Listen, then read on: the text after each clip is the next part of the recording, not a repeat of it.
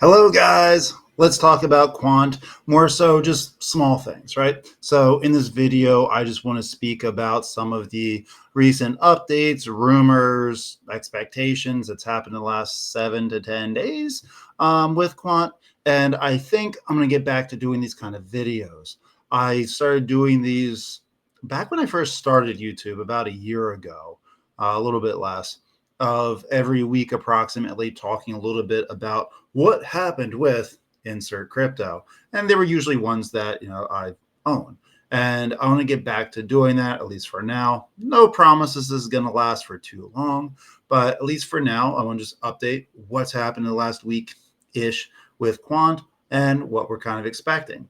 And yeah, I'll do this with the other crypto I generally talk about. So, HBAR, Aerodrome, Kadi, ASM, Foxy, Illuvium. Sorry if I missed one. And if there's any others I routinely talk about and I don't own, or you just want to throw a Hail Mary and see if I know about it and am willing to talk about it, put down in the comments below. If you guys have been in this channel for a little bit, you should realize I'm pretty open to your guys' thoughts, especially when it's like, hey, what do you think about this one? What do you think about that one? But also, if you've been here a couple of times, and if you're not a subscriber, please do subscribe. It really helps the channel out. Press the like button. And I can see how most people who watch these are not subscribers. Those of you who do, awesome. Those of you who aren't subscribed, so awesome. Appreciate you being here. But if you've been here a couple of times and you get something from me, come back, hang out a little bit more. All right, that's enough of just shamelessly self-advertising. Let's get on to the video and just a couple things about what has been announced and expected to happen with Quant in the near future. So small and minor updates first. All right, guys, so in short, G Viridian, he's out there just doing his freaking thing, guys. Shaking hands, going to conferences, advertising, marketing, and doing it quite a bit. Like the company, Quant in general, right? They've been putting out a lot of educational videos, like a lot of them targeting corporations of how money is being transferred, how you can save a lot more money using something like Quant Fusion, how there are literally thousands of banks now over 19 different countries that is set to be able to use Overledger, not signed into it, but it's everything set up for the whole ISO narrative to, I'll never get how many 2s and 0s are in there. But for ISO, when it starts really going live, probably the end of this year. And we're still expecting a digital euro announcement, which is why I'm expecting Quant to do very well, short-term, long-term, and everything. But Quant was at the CBOS 2025. They had a table there. They had a booth. They did a little bit of a lecture on programmable banking, products for consumers, retails, and corporates. And again, they were pointing out this is advertising, right? A lot of people give Quant a bunch of shit because they don't market. They don't market to retail because they don't actually give much of a flying F if I buy their coin or if you buy it. But no, they care if JP Morgan or large banks in France, they care about them. Right, and that's who they advertise and market to, and they advertise a lot. First couple of days of September, Overledger or Quant pushed out about Overledger Fusion's DivNet and the Bring Your Own Connector feature, which is pretty much a way of them helping to continue to promote interoperability, where users can add custom connectors for was unsupported networks. Interoperability, right, for new networks and new chains. And they were just emphasizing how this can enable just much easier and seamless sandbox solutions for when everything does go live. And a lot of analysts, for way before this reason, just with Quant in general, really thinks that Quant is undervalued. And I know you either fully believe that or you rolled your eyes with me, because there's certain things that are just said all the fucking time in crypto, right? This is a scam. That's a common one I hear all the time. For most crypto aren't scams, and the ones that are called memes no one cares about, which is ridiculous. But scams or dead coins, or another one is undervalued. We hear that a lot, and usually undervalued just means someone likes their crypto and doesn't understand why it's not worth 50x more. When you actually have something undervalued, I'll give an example of Avalanche, right?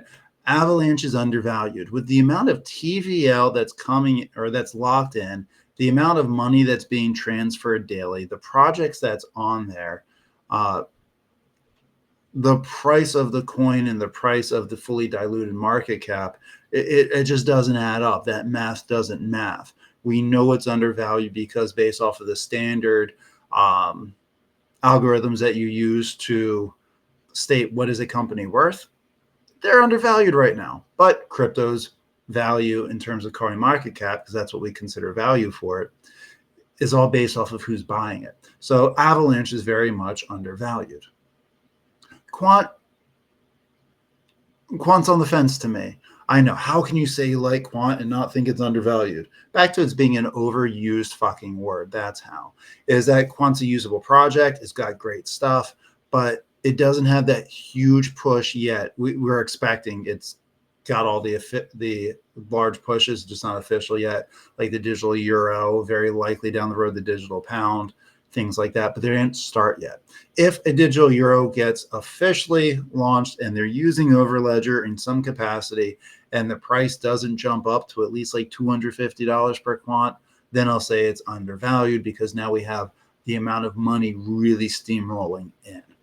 All right. But I think it's borderline undervalued. Again, let me know your thoughts down below with it, if that even made sense to you, as I just feel like people overuse that term so much, but it's getting close to where we kind of have to say it is undervalued. It's getting into a supply shock soon. A lot of people say that it's a dead coin. It's a stable coin. And I don't mean like a stable coin like USDT, USDC, all that kind of stuff, but it's stable in price most of the time. But so is most crypto that is over, $1 billion market cap. But the reason why Quant stays stable so well, and the reason why I don't think we're going to have a shot up of volatility and then sink back down, there's always a retrace. Always a retrace. But is that most people who own Quant aren't ever going to sell Quant. They're going to use it and or lock it up. Institutions and banks. And it's going to increase even more if this next rumor actually comes true. So I'm 50-50 on this, which is a useless statement. I know. Let me rephrase that. I think this is going to happen. I just don't know if it's going to happen in the next few months. But there's rumors about Grayscale coming out with an ETF on Quant. And it came out with when there's a lot of conversation about the HBAR ETF from Grayscale is likely going to get released. It's just a matter of when. Let it be this year. Just let the announcement happen this year. Be great. And then Quant kind of piggybacked on it. And I think that's incredibly likely. I'm not sure if it's likely in the next 3 months. Once there's the official announcement that Quant's being used for the digital euro, I think then there's going to be a lot of talks about getting an ETF. Because look at the crypto that have ETFs or that are expected to. Bitcoin, that is a storage of wealth, right? Everyone, even if you're not into crypto, you've heard of Bitcoin. Ethereum, that is becoming a storage of wealth. It's the silver, right? Silver to gold. Solana, XRP, let's ignore Doge for a second, and Litecoin. Those are the next common ones that are going to come in. They're massive market caps. They are either seen as stores of wealth or huge use cases. Solana runs pretty much the meme narrative, right? And so if Quant starts getting integrated fully into banks officially for payment transfers, that shit's not going anywhere, right? This is why I'm betting on this, which is why I'm using Quant as my long-term play, as my Bitcoin. And I could see an ETF being announced, several ETFs, shortly after the official deal with the digital euro occurs, allegedly. All right. That's going to be exciting when that one happens. Let's pull the chart for a couple of minutes here, because I had someone, I don't want to say arguing with me, but we were going back and forth a little bit. Another over legend, right? Someone big in a quant, about how they're thinking about shorting Quant down to, they think it's going to go down to about $89. And before I first thought, well, okay, my first thought was, well, that sounds dumb. But I had to think a little bit more. I still personally wouldn't do it. No financial advice to do or not do anything. But it did have me think a little bit, and I want to pull up the charts and talk about, we'll touch upon that and a couple other things. So here on TradingView, let me jump straight into what I talked about with this guy thinking that it was going to go down to $89. I didn't get much of a reason from him, which I guess is probably why I was rolling my eyes so strong, is I don't know if he had any valid points. But to get back down, I was going to say a $10 drop. We are actually at this moment under $100. I'm not expecting us to stay there too long. I think I actually announced it on a previous Quant video that I don't think it will get under $100 again. And I guess I just proved myself wrong. Let's see if it closes today under 100. I would bet that it does not. But we'll find out. I was told that they think it's going to get back down to the $89 range. And I mean, there is a strong support line right there. If he's right and we go to 89 and it breaks, we're looking at probably dropping down. It usually comes around 84, 85. And then the next big drop, we're talking even further, about 74 to 76. Again, guys, I don't think that's happening. I don't at all. I don't agree with this. But if there's a black swan event or something major or something that people take as majorly bad news, that's where it's going to go. But I'm not betting on it. I don't buy it. I think we're going to float around this $100 limit where we've been for a little while, right here between 1 and 1.5. I think we'll be there until the rate cut or the Fed meeting. Let's be more technical, the Fed meeting. If there's a rate cut, I think we're going to start going up a little bit. And I think we're going to cross over that 110 and we'll be around the 110 to 118 area again. That's my expectation. Let's do the devil's advocate. Let's say for some reason Jerome Powell does not give us a rate cut. Then we're going to go down. We're going to go visit Mordor for a little bit. It's going to drop a little bit. And that's the only way I can see it going down to $90, 89, as this guy said, is if we do not get a rate cut on the 17th. And if that's the case, I haven't bought any large, really any spot Quant in a little while. I would at that point. So I'm going to have a couple of buy limits ready at the beginning of next week for a couple of my crypto, just in case there's bad news and it drops. And I'll probably put a buy limit in around the 9. Yeah, I'll have to look a little deeper, see if I went between 88 and 92, but somewhere in there.